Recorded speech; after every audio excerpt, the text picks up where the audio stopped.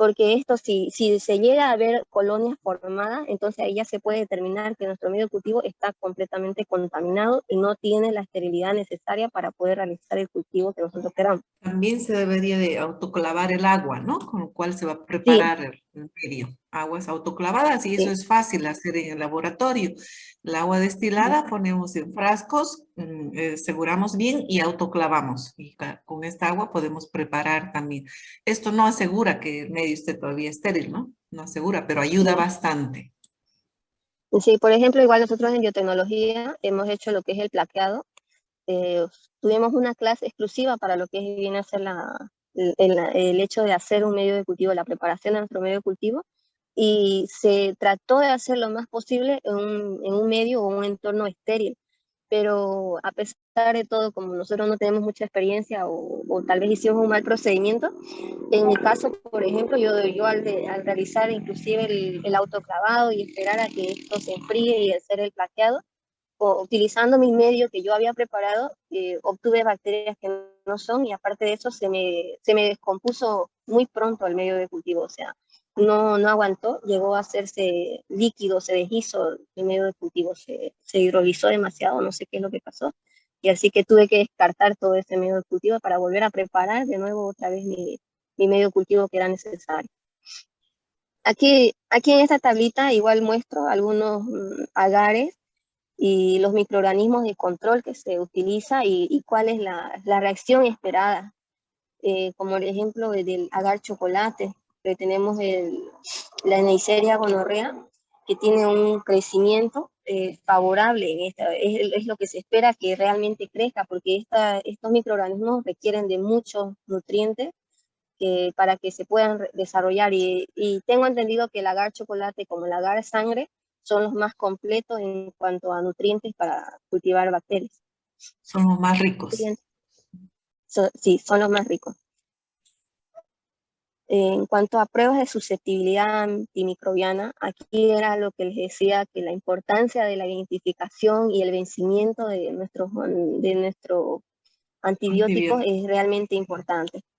¿Ya? Aquí dice, Y también independientemente del método utilizado para las pruebas de susceptibilidad antimicrobiana, se basan en la evaluación in vitro de la capacidad que tienen los antibióticos o los agentes antimicrobianos de inhibir el crecimiento bacteriano.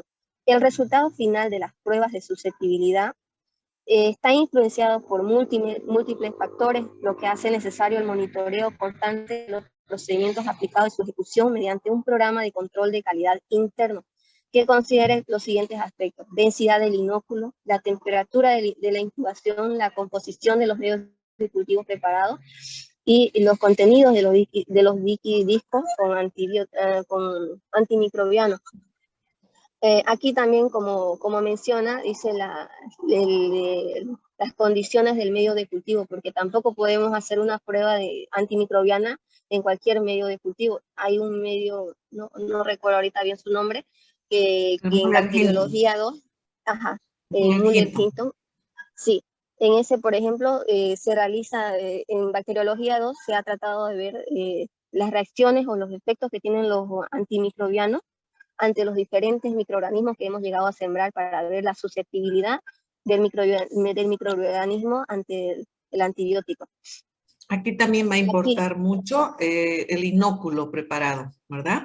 Si el sí, inóculo no tiene la calidad necesaria, la concentración necesaria de la cepa que queremos hacer antibiótico, también nos puede dar una falla, ¿no? Por eso que ustedes utilizan la escala de McFarlane sí. para ver el Uh-huh. inóculo. Eso es control de calidad también.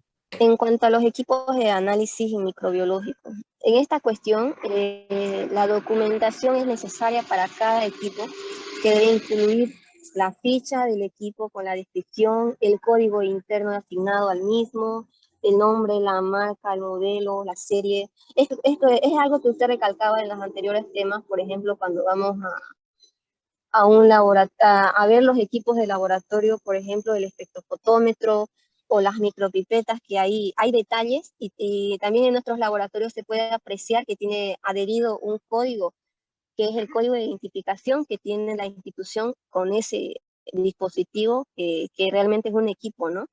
y es lo mismo que se debería realizar en un laboratorio microbiológico. También tenemos que tener un manual de equipo para saber el correcto uso que deberíamos de darle. Por ejemplo, en este caso utilizamos más que todo el microscopio.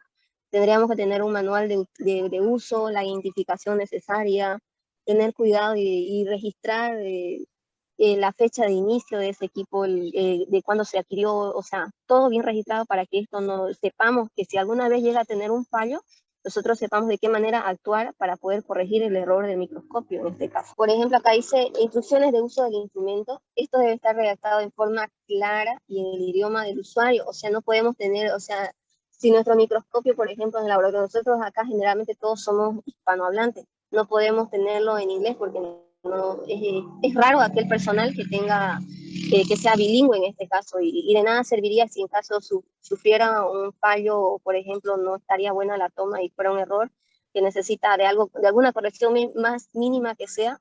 Si está en inglés, o sea, no lo vamos a poder entender, o al menos si una persona no habla realmente o no entiende lo más mínimo lo que sea en inglés. Y hay varios turnos en el hospital, en el laboratorio, entonces el manual tiene que ser entendible. Por eso es que cuando se compra un equipo, entre una de las características hay que exigir que el manual tiene que venir en nuestro idioma. Además de venir en el idioma original de la fábrica, si es inglés, digamos, tiene que el vendedor, la importadora, tiene que ver de traernos el manual en castellano, en nuestra lengua.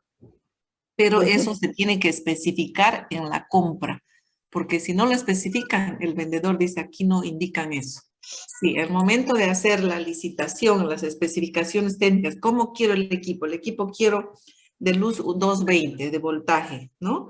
Quiero, por ejemplo, el microscopio, quiero con filtro UV, quiero los objetivos, tales números de objetivos, de binocular o monocular, de contraste de fases, de inmunofluorescencia, de qué quiero, tengo que especificar todo, ¿ya? Para que me venga el equipo completo, y entre esos está el manual. El manual tiene que estar en nuestra lengua materna, además del manual de origen que viene del equipo. Aquí es importante, ¿no?, tener ciertos puntos en consideración, porque si se ha visto, hay reactivos, hay tinciones que se realizan para la identificación de ciertos microorganismos, pero nosotros para poder realizar el control deberíamos de tener algunas cepas de referencia, tener lo que viene a ser para dar un buen resultado de nuestro análisis o identificación de la bacteria, por ejemplo, tener un aseguramiento de la calidad, y en este caso sería realizar el constante control tanto de los reactivos, de cómo esperamos los resultados, que sean positivos o negativos con las diferentes cepas de referencia.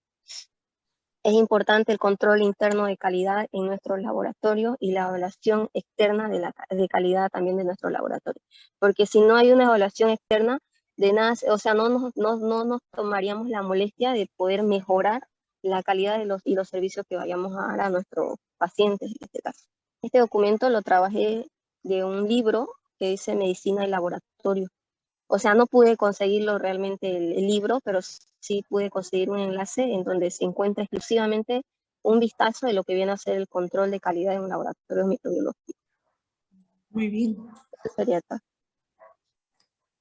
Cuando se trabajan con cepas, como indica su compañera, cepas para control, estas cepas también tienen que tener una heladera donde conservarlas, y esta heladera tiene que estar con llave, y tiene que existir un registro ahí pondrán, ¿no? Laboratorio tantos, área bacteriología, etcétera.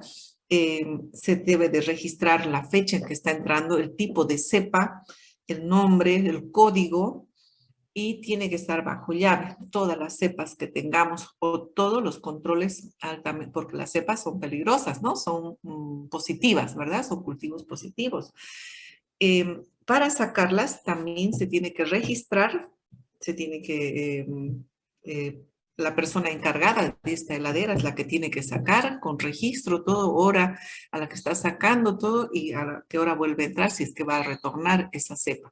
Esto para evitar una fuga de material positivo y ocasionar problemas como la pandemia, ¿no?